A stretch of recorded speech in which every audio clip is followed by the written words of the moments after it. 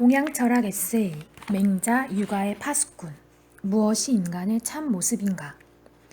공자가 살던 시기에도 인간의 본성에 대한 관심이 없었던 것은 아니지만 중심 주제는 아니었습니다. 공자는 인간의 본성은 서로 비슷한데 습관에 의해 서로 멀어진다는 말을 했을 따름입니다. 본성론은 맹자에 이르러 철학의 중심 주제로 자리 잡습니다.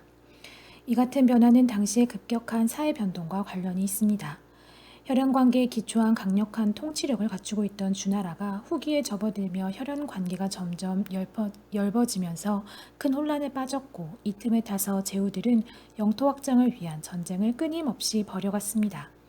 이러한 상황은 자식을 서로 바꿔서 잡아먹었다는 기록이 있을 정도로 엄청난 혼란을 가져왔습니다. 전국시대 중기와 후기의 사상가였던 맹자와 순자에서 인간 본성에 대한 관심이 논의의 핵심 주제가 된 것은 이런 사회 변동과 무관하지 않습니다. 그렇다면 맹자 이전에는 어떤 것을 인간의 본성으로 보았을까요? 성은 심과 생을 합쳐 만든 글자입니다. 글자대로 풀면 성의 본래 뜻은 마음속에서 생겨난 자연스러운 것이라고 할 수 있습니다. 그런데 마음속에는 도덕적인 면만 있는 것이 아니라 생리적 욕구와 감정이 같이 들어 있습니다.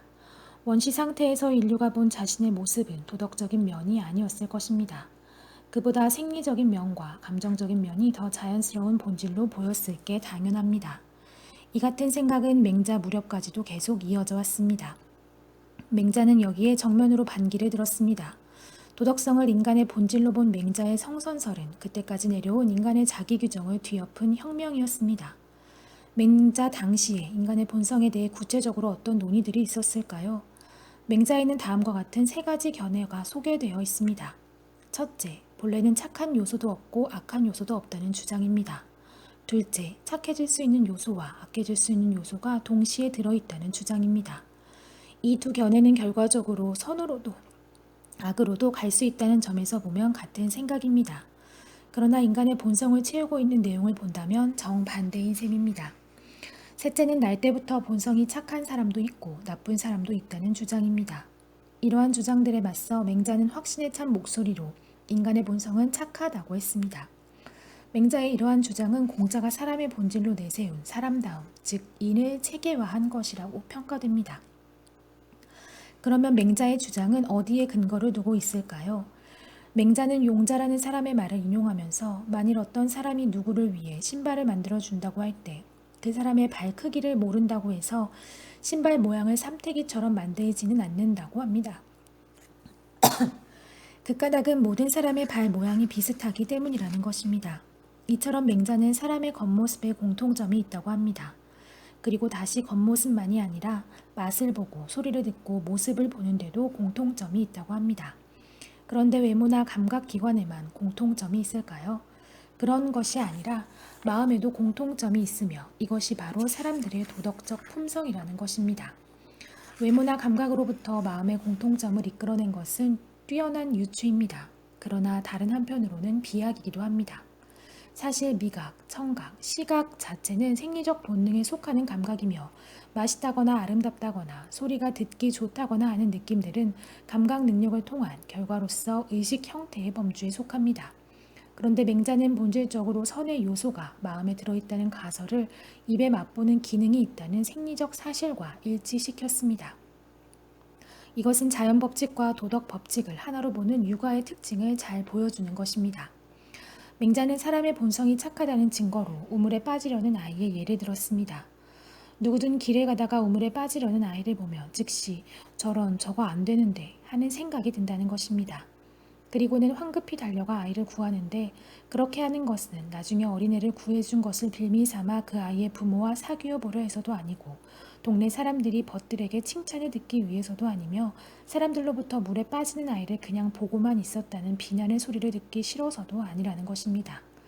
아이가 우물에 빠지려는 모습을 본 순간 생겼던 순수한 마음, 이 마음을 맹자는 참아하지 못하는 마음이라고 부르며 누구에게나 다 있는 것이라고 합니다. 따라서 이런 마음이 없으면 사람이 아니라고 규정합니다.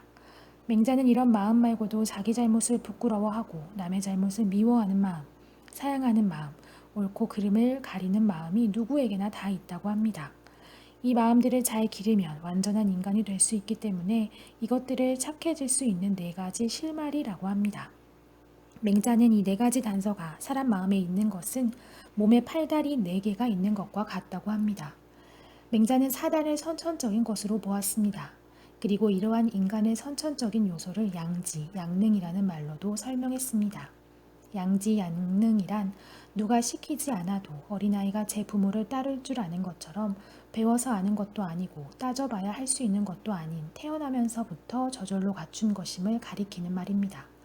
맹자의 양지, 양능은 뒤에 명나라 때 나온 양명학에서 큰 자리를 차지하게 됩니다.